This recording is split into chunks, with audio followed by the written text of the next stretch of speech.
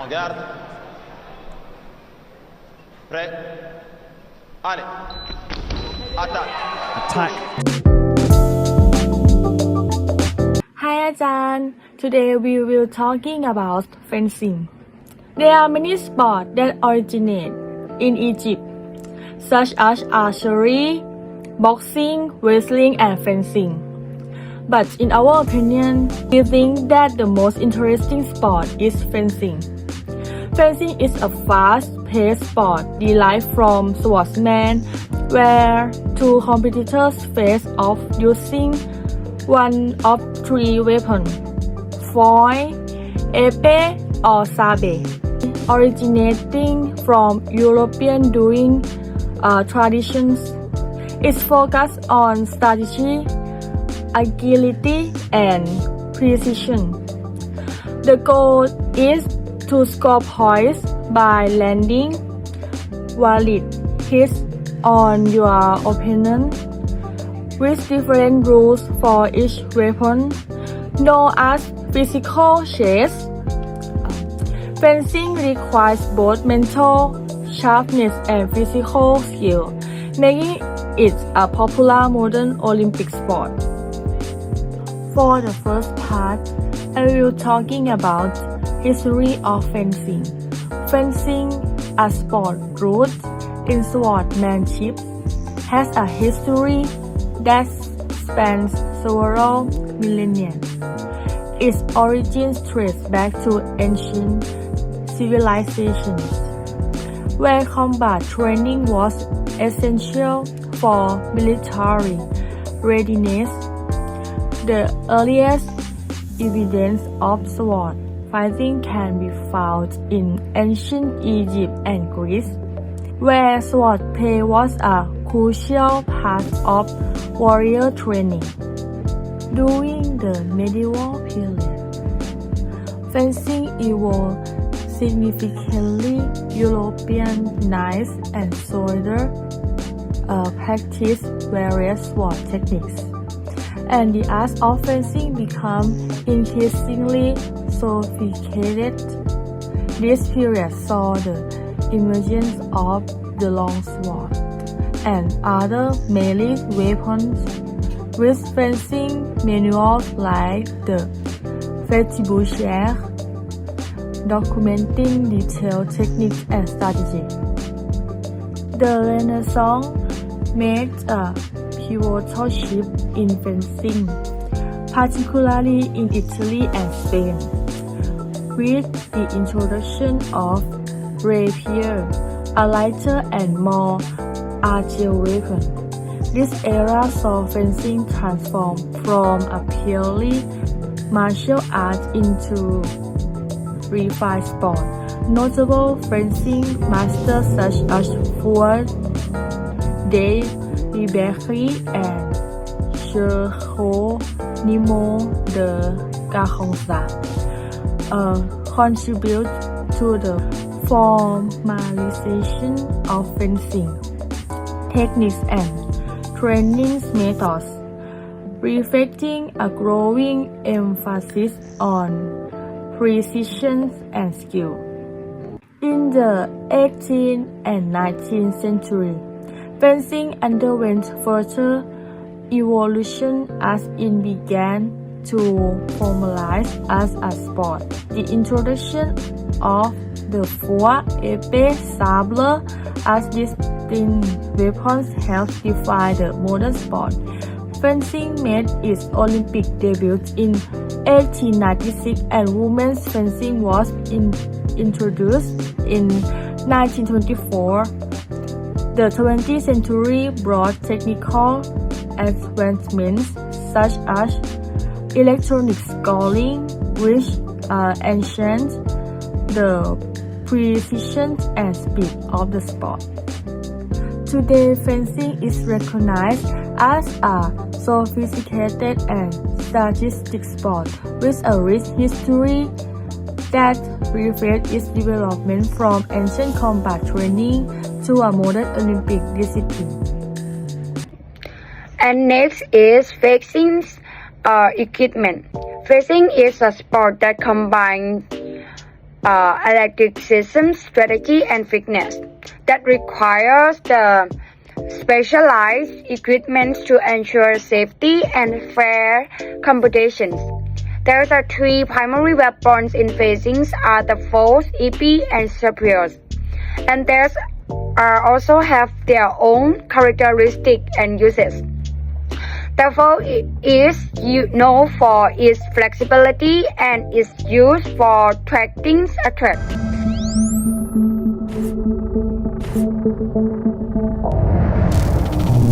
Monsieur, prêt, allez!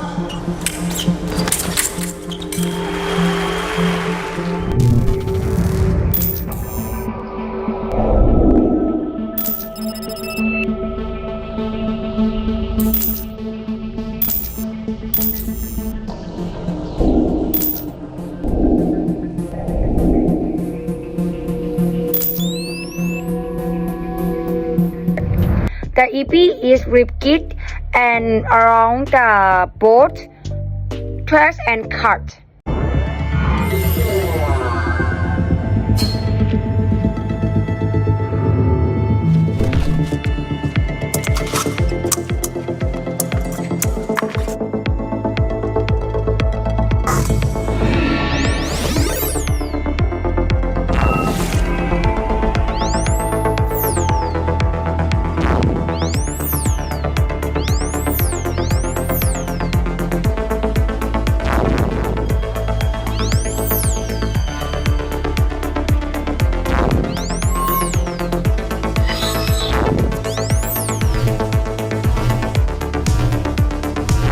The superiors is curved and primary, used for cutting motions.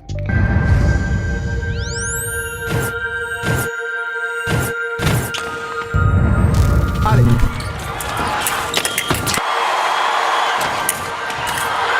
Angkat.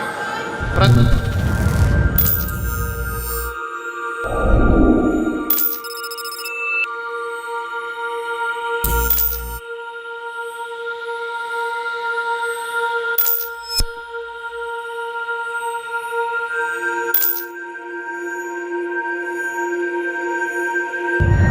And to protect the fighter from injury, a comprehensive set of the protective gears is essential, including mask, jacket, plastons, and lungs, gloves, and shoes.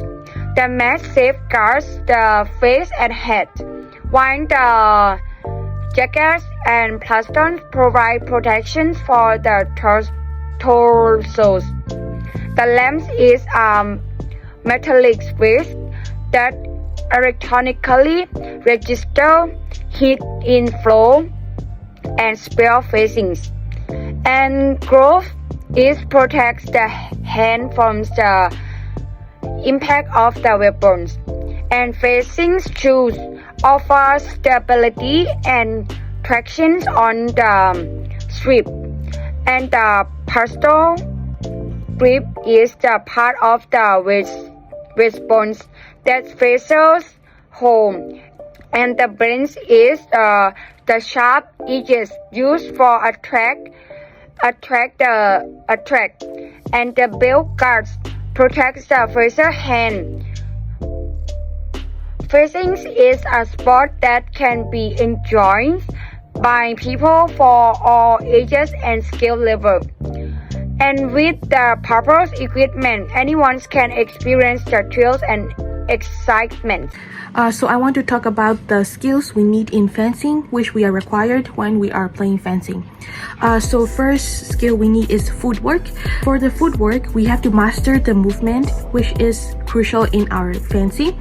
And we have to have quick footwork, which allow us to control the distance and position ourselves effectively between the opponent and us, the player. And we can also use it effectively for defense and attack. So firstly, we have to practice advancing, retreating, and lunging to enhance our mobility on the strip to be ready. And the next is hand-eye coordination. The next skill we have is hand-eye coordination, which we need for the fencers to be able to accurately target their opponent which while responding to their and taking in into their movement. And this skill developed with practice, so we have to include target drills during the practice and in training sessions. And the next is timing and distance management. For timing and distance management, it is essential for scoring points to recognize the right movement to strike or defend your opponent, which can make a big difference. So we have to in order to increase this skill, we have to work on drills and improve the awareness of distance and timing of the opponent you are playing with. And the next is strategy and tactics. We will really have to learn all the strategy and tactics of fencing, which we describe as physical chess. And we have to develop effective strategies and tactics, which involve studying our opponent and also anticipating and preparing what their move is. So we have to spend time reviewing what the opponent is thinking, and we have to learn from each of their experience before the session starts. And the next skill is the mental focus and mental game, which will help you compose under pressure and bounce back from setbacks. So we have to make the right decision during the sport and during the match. We have to make the right decision, which includes the mental focus and resilience, which is very important in this fencing sport. And the next skill is the physical conditioning. And of course, our fencing require a blend of strength and endurance, also flexibility. We have to balance fitness to enhance the overall performance. And the last is adaptability, where we have to face different opponents and also prepare the techniques what we need to use against them. And this is all for my part. Skill needed for fencing. Thank you. So I'm going to talk about the rule. So you can see it's got the three type of lane. First one is forward and IP and saber. It's a different type of fencing rules, and the difference is like the target area is different. So let's see the video.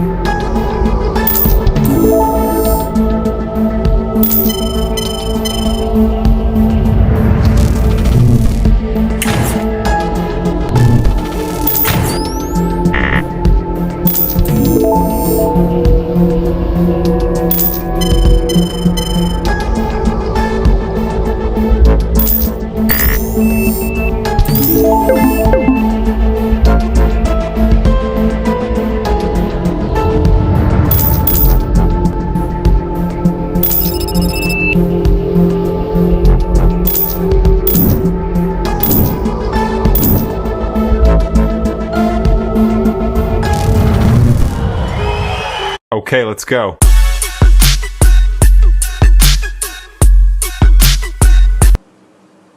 Thank you for listening.